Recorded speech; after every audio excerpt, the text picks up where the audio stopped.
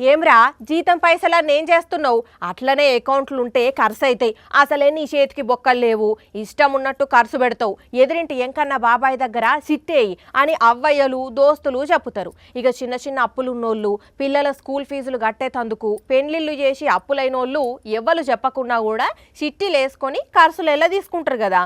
మనం అందరం మామూలుగా ఇట్లా చేస్తాం కదా.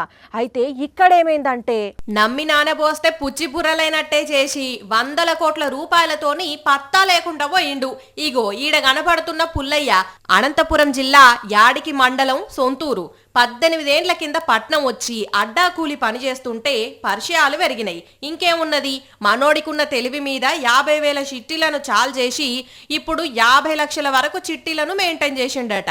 కానీ ఇంతల్నే బగ్గ పైసలు ఎక్కువయ్యేసరికి ఏమైందో గాని పత్తా లేకుండా పోయిండట. ఫోన్ స్విచ్ ఆఫ్ వస్తున్నదట. చెప్పక్క, ఎన్ని పైసలు రావాలా నీకు?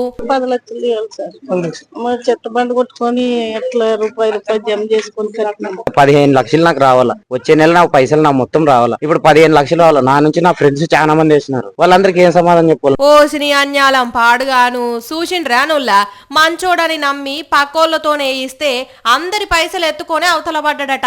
ఇక వీళ్ళది ఈ బాధ అయితే ఈ అక్క బాధి నుండ్రి. నమ్మోడు చచ్చిపోయినాడు. ఆ పిల్లలకి పెళ్లి చేయాలని పెట్టుకున్నాం మేము. ఇప్పుడు ఎవరిని అడగలం? నాకు 4 లక్షలు ఇవ్వాలి. పని చేసి ఇళ్ళలో పని చేసి కష్టపడి తినక దాచిపెట్టి 3వ నెల ఇస్తున్నాడు. మన పాపది మ్యారేజ్ అయింది. పైసలు అడిగినా లేడు.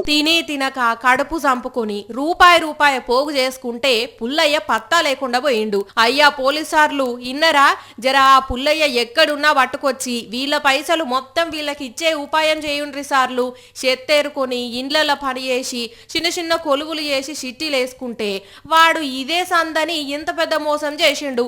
పాపం వీళ్ళకు ఏం మాట్లాడాలనో అర్థమైతలేదు, ఎవరికి చెప్పుకోవాలనో తెలుస్తలేదు సార్లు.